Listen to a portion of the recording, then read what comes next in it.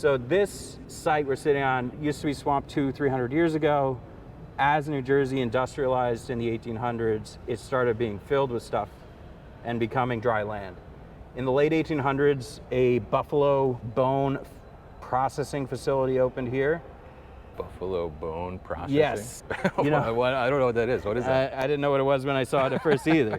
Why would you want to process buffalo bones? But basically, if you know a little bit of American history, when the U.S. was expanding westward, massive buffalo hunts would occur, and they'd kill thousands and thousands of buffalo at a time, mostly for sport. There's great old pictures of great but also horrifying of just piles and piles, like pyramids of buffalo bones from some of the sport shooting that went on during westward expansion. They would take that, which was largely, they considered it a kind of waste byproduct.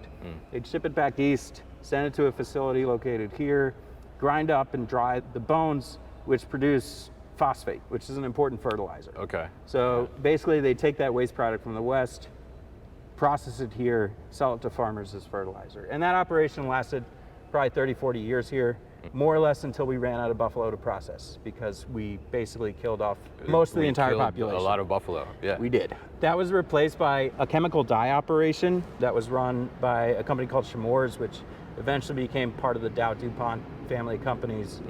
The other portion of the site, which is the portion we're standing on now, in the late 1960s, was bought by GAF, which is the world's, I believe, largest roofing manufacturer. Right, yeah.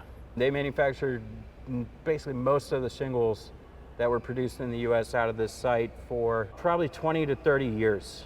Because of all that environmental history in the mid-80s, the site was shut down. The site sat vacant for a really, really long time. In Linden, in this town, this used to be the largest employer for almost 50 years. Between those two factories, it employed about 5,000 to 6,000 people. Yeah.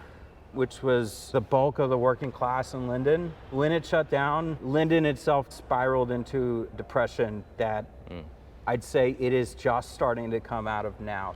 This is a great location as well. It is close to New York. We've got about 1,000 feet of waterfront property here, which we expect at some point in the future will be activated into some sort of waterborne logistics use. Okay. We just needed to figure out how to build on top of all of that history, all of the environmental baggage that came with it.